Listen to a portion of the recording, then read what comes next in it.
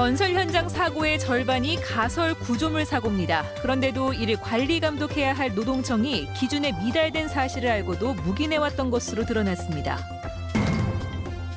창업자 10명 중 7명은 폐업할 정도로 창업 실패율이 높습니다. 실패율을 낮출 수 있는 방법은 없는지 취재했습니다. 임대아파트 입주민과 건설사 사이에 부당이득금 반환 소송이 많습니다.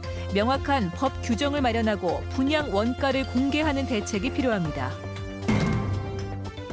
대구시가 도심 마지막 노른자위 땅인 두류 정수장에 국립한국문학관을 유치하기 위해 다양한 노력을 하기로 했습니다. 네, 시청자 여러분 안녕하십니까? 대구 경북 소식 전해드립니다. 한국토지주택공사가 표준 건축비를 통해 임대주택의 분양가를 부풀렸다는 대법원 판결 이후 건설사를 상대로 한 부당이득금 반환 소송이 잇따르고 있습니다. 하지만 일부 건설사들의 임대주택 분양가 부풀리기는 계속되고 있어 법적인 규제가 시급합니다. 양관희 기자입니다. LH공사가 2001년에 지은 대구 달성군의 한 아파트. 이 아파트 680세대 주민들은 2011년 연말 LH로부터 23억 원을 받았습니다. 세대당 340만에서 360만 원까지 평균 따지면 한 350만 정도 되는데 개인한테 다 돌려준 사례가 있습니다. 2011년 4월 대법원이 LH가 산정한 임대주택 분양 전환 가격이 부풀려졌다고 판결했기 때문입니다. 법원은 공공임대주택 분양 전환 가격의 건설 원가 산정은 상한 가격을 의미하는 표준 건축비가 아니라 실제 건축비를 적용해야 한다고 판단했습니다. LH는 이에 따라 부당이득금에 해당하는 차액 1,500여억 원을 돌려주고 있습니다. 임대주택법에 이제 건축비 상한 가격만 정하고 있어가지고 구체적으로 적용하는 기준이 없었습니다. 국토부 질의 혁신에 따라서 이제 표준 건축비를 적용을 해왔고요. 법원 판결 이후 민간 기업에 대한 분양가 반환 소송도 줄을 잇고 있고 한 임대아파트 사업자는 건축비를 과도하게 올려 100여 건의 소송을 당했습니다. 관련 소송 금액만도 1조 6천억 원에 이른다는 추정도 나오고 있지만 소송을 통하지 않고서는 돈을 돌려받을 길은 없습니다. 공공임대 임차인들이 개별 소송을 통해서 이 부당이득금을 환수하는 그런 상황들이 벌어지고 있는데요. 20대에 다시 이러한 내용들을 발의를 해서 통과를 시키도록 하겠습니다. 일부 민간 건설사에서는 여전히 표준 건축비를 적용해 임대주택의 분양 가격을 올리고 있는 만큼 분양가 산정 기준을 법적으로 시급히 규정해야 한다는 목소리가 높습니다. MBC 뉴스 양관입니다. 건설 현장에서 많은 근로자들이 다치거나 숨지고 있습니다.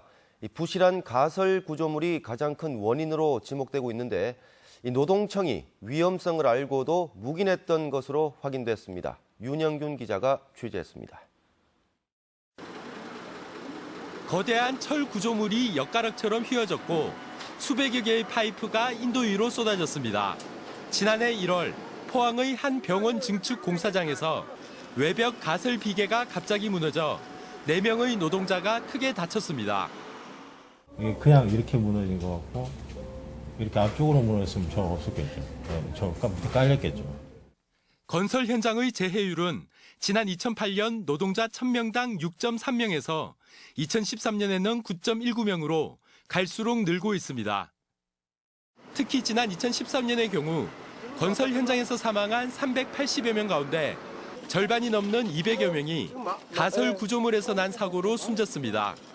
감사원이 최근 가설 비계에 사용되는 전체 쇠파이프를 조사한 결과 절반 이상이 인장 강도와 두께 등 안전 기준에 미치지 못한 것으로 나타났습니다.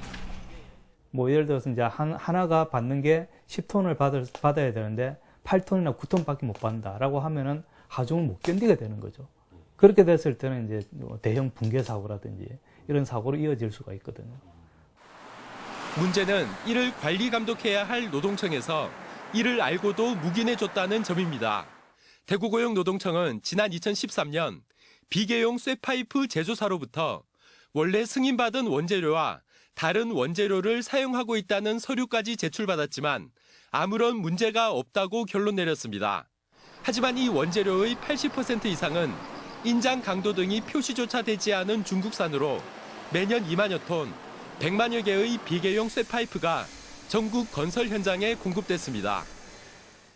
인정받은 걸로 그걸 만들었는지 안 만드는지 확인할 수 있는 방법이 있는데, 예를 들면 그 비인정이 되다 그러면 그 못 쓰게 해야 되는데.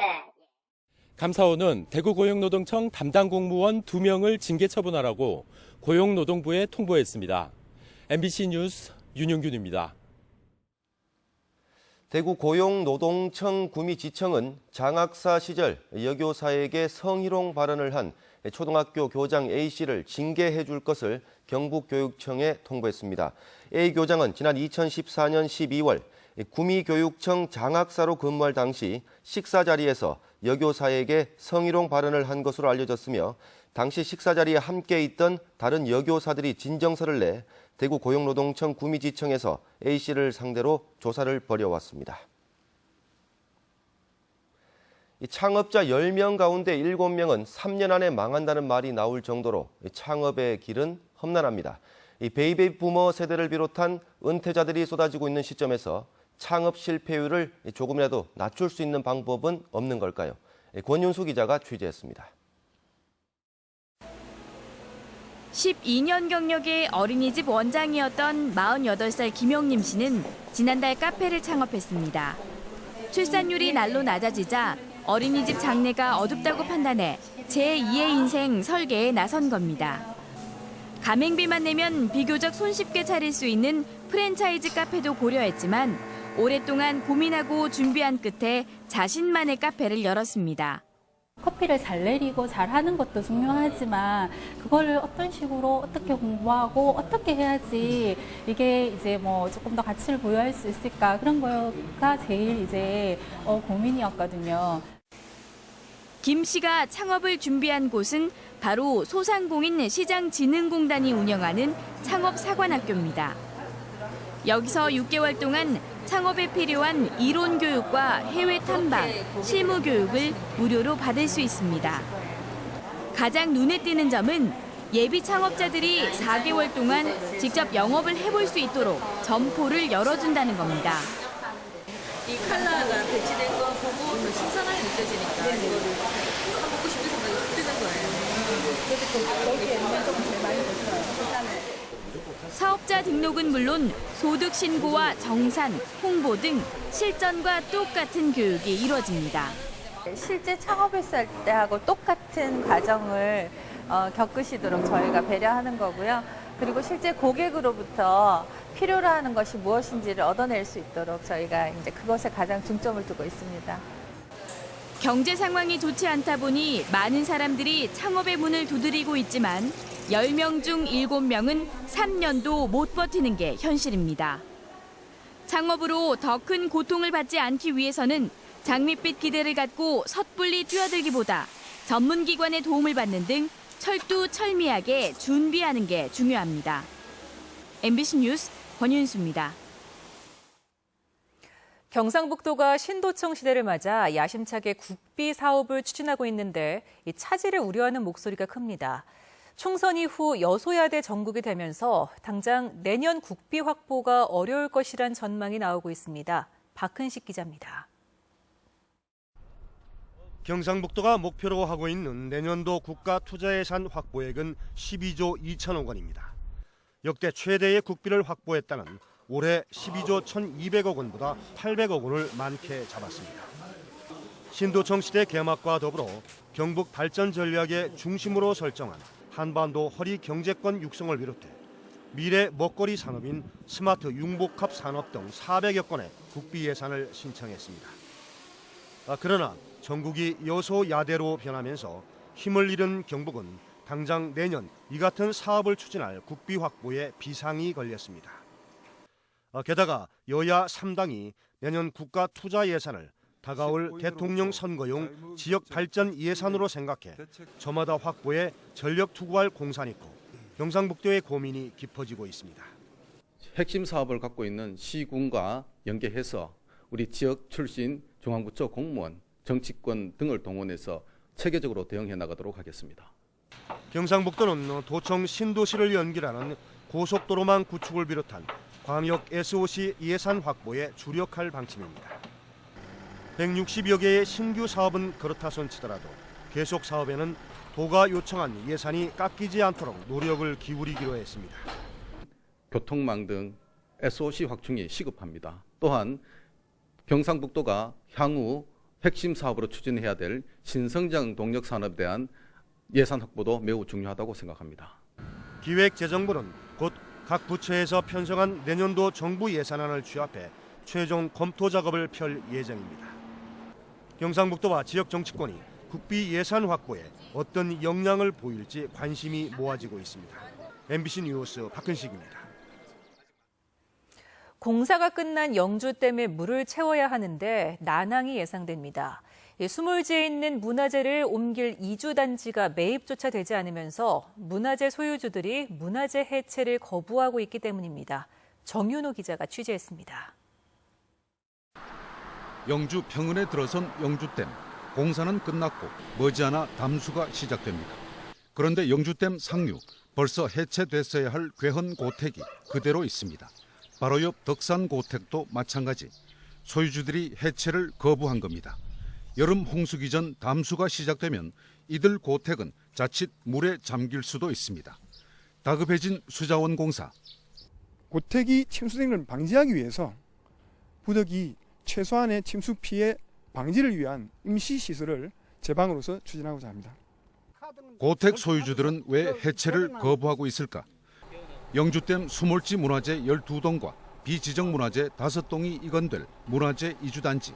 문화재 이건 공사가 진행돼야 할 시점인데 아직도 보상 협의가 끝나지 않았습니다. 사들이지도 안 하고 계약도 안 해놔놓고 무조건 집을 뜯어가지고 창고 보관하자 이거예요. 지금 그 부지가 정해진 지가 5년이 되었는데. 수자원공사 이번엔 강제 수용으로 방향을 잡았습니다.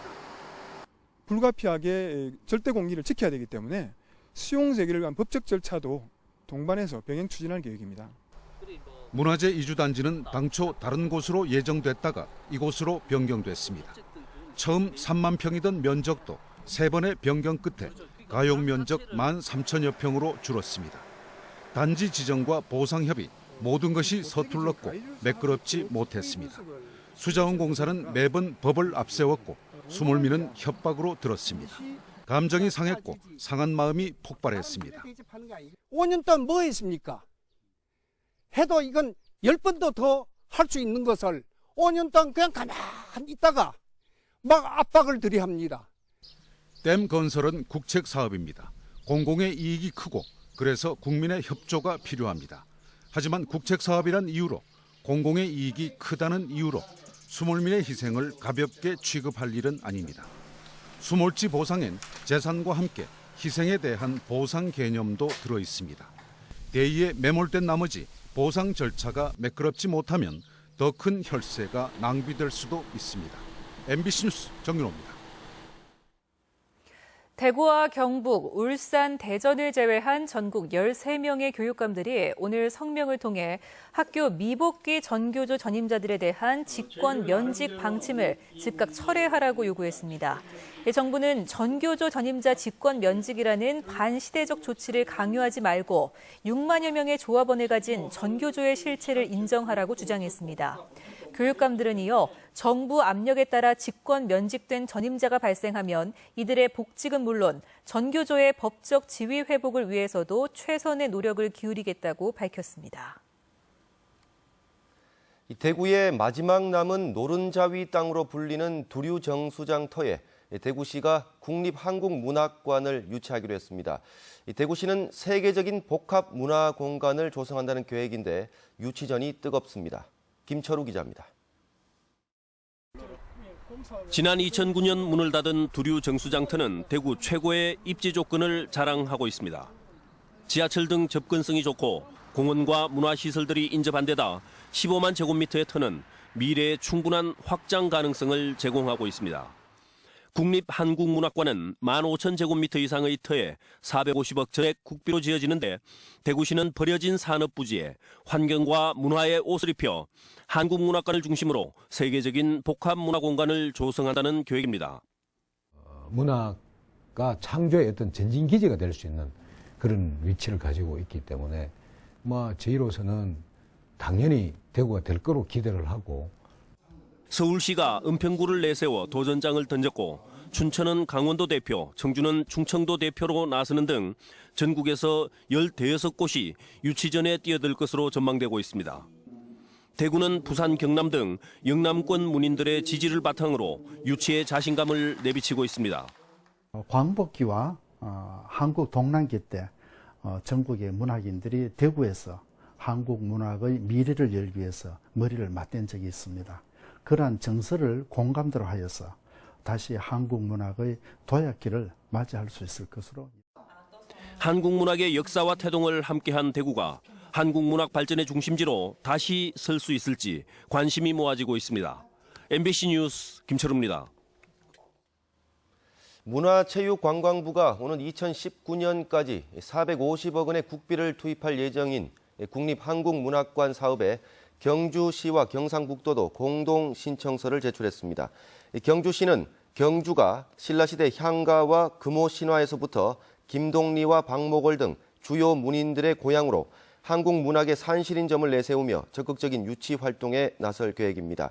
경주시는 세계문화엑스포 공원 내 15,000여 제곱미터를 건립 대상 후보지로 제시했습니다. 상주 농약 사이다 사건 피고인 측이 1, 2심 선고에 불복해 대법원에 상고했습니다.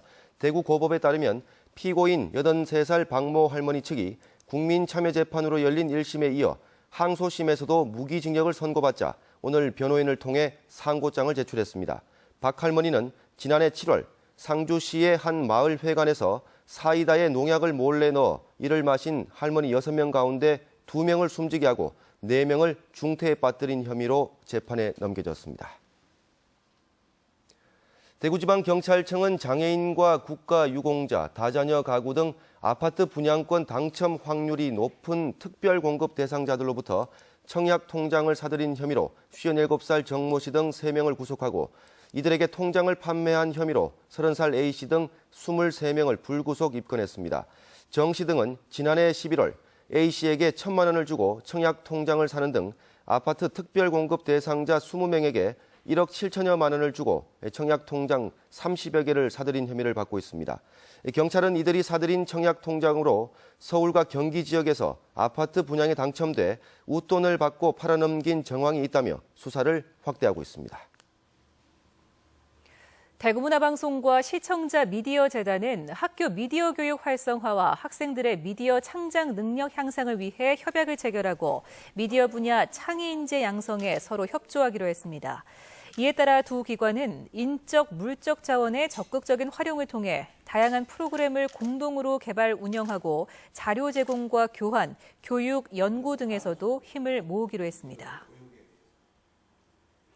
민주노총 대구지역본부는 오늘 오후 홈플러스 대구점 앞에서 기자회견을 열고 옥시 불매운동에 동참하는 한편 소속 사업장에서 옥시 제품의 판매와 사용, 구매를 중단시키는 불매운동에도 나설 것을 선언했습니다. 국가인권위원회도 위원장 명의의 성명을 통해 생명과 건강은 인권의 가장 기본적이고 핵심적인 가치라며 해당 기업과 정부는 책임을 인식하고 보다 적극적인 피해 구제 대책을 조속히 마련할 것을 촉구했습니다. 안철수 국민의당 상임공동대표가 어제 부산 상공회의소에서 열린 부산 지역 상공인들과의 간담회에서 영남권 신공항은 지역이 아닌 국익 관점에서 선정돼야 한다고 밝혔습니다. 그러면서 정부가 정치적인 논리로 결정을 늦추지 말고 신속하게 결정해야 한다고 강조했지만 부산 상공인들이 가덕도 신공항을 지지해달라는 당부에 대해서는 구체적인 대답을 피했습니다. 국민의당에 따르면 지역위원장 공모에 대구 경북 25개 지역구 가운데 18개 지역구에서 후보자가 접수됐고 일부 지역구에는 복수의 후보자가 지원했습니다. 지난 20대 총선에서 대구 경북 2곳에서만 후보자를 낸 것과는 상당히 대조적인 모습입니다. 국민의당 대구시당도 다음 달 중순쯤 동구 신천동에서 시당 사무실 개소식을 열고 독자적인 정책연구소와 정치 아카데미를 설립해 당원 확충에 나섭니다. 네, 지금까지 대구 경북 소식 전해드렸습니다. 시청해주신 여러분 고맙습니다.